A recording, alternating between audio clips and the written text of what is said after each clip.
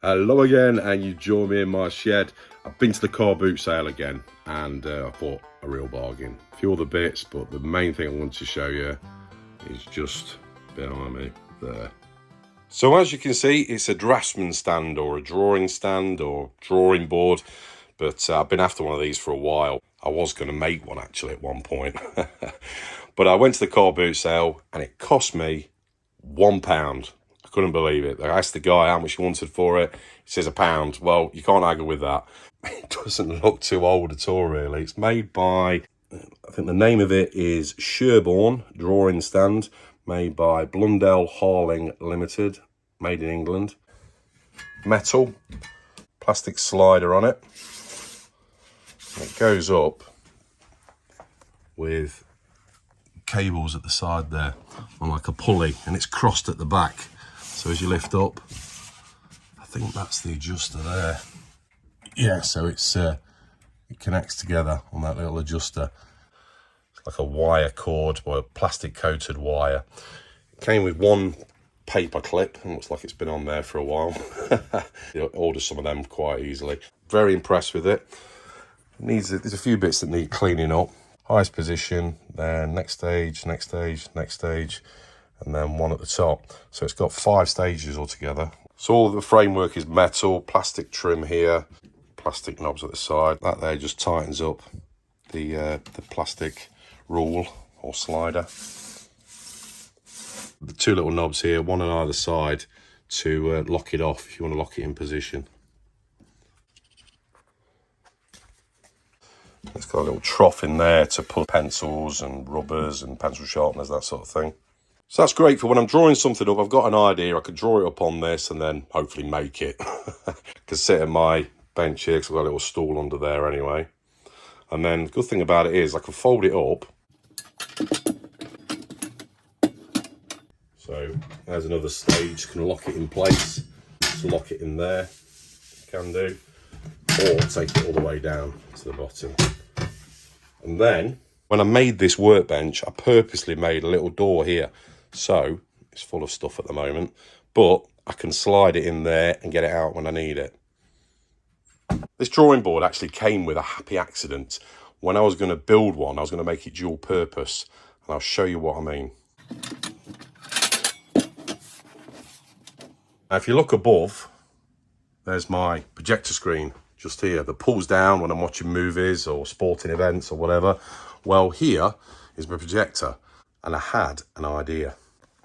And it's to do with those signs that I made in a previous video out of old saws. So that's in its highest position now. As you can see, it's in the bottom slot.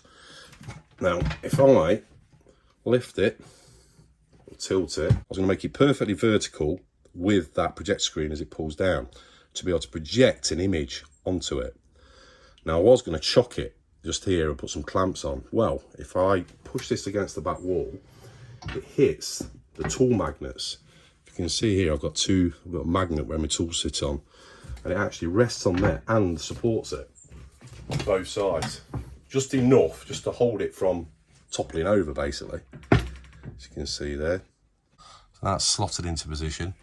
And if you look directly above, that's where the projector screen comes down, which means that I can project something onto there without having to adjust the focus on my projector. Let me just show you. So as you can see, I've projected, for example, the Union Jack. So that's projecting now from there. And because I've got my remote keyboard here, as long as I stay out the light, I can adjust the size of it, or I can move it around the screen.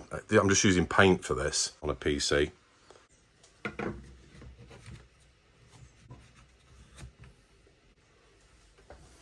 So all I've done is just put a scrap bit of timber on there. I've just put that clip on there to hold it in place, but I could use clamps. So if I wanted to make some sign writing on a saw, I could clamp one end here, the other end there, project it on it, adjust with the size of it using the keyboard and the mouse.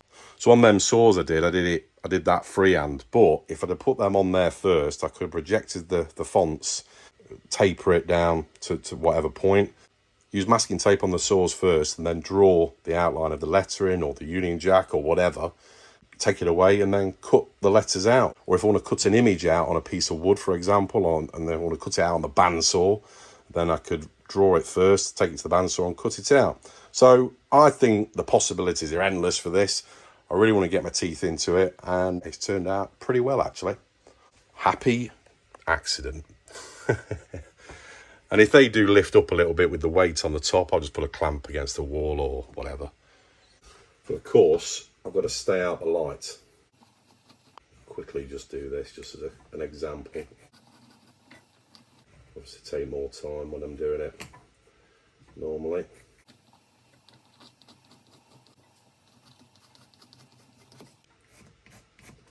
That'll do, just to give you an idea. You can see where I've started marking it out. Just an example, just to show you what I'm trying to achieve here. If I want to adjust the size of it, just use the keyboard and bring it in a little bit. Or move it around the screen, wherever I need it.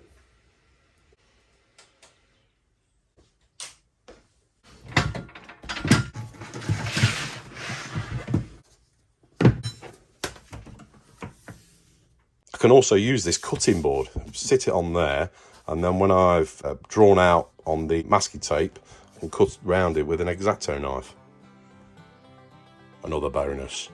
So there we go, not bad, £1. It just goes to show sometimes that you go to these car boot sales and people buy things like this, think they're going to use it, and then it turns out to be a bit of a fad and then ends up at car boot sale, they just want £1 for it. So yeah, bargain of the day. Thanks for watching. See you in the next video. Take care. Cheers.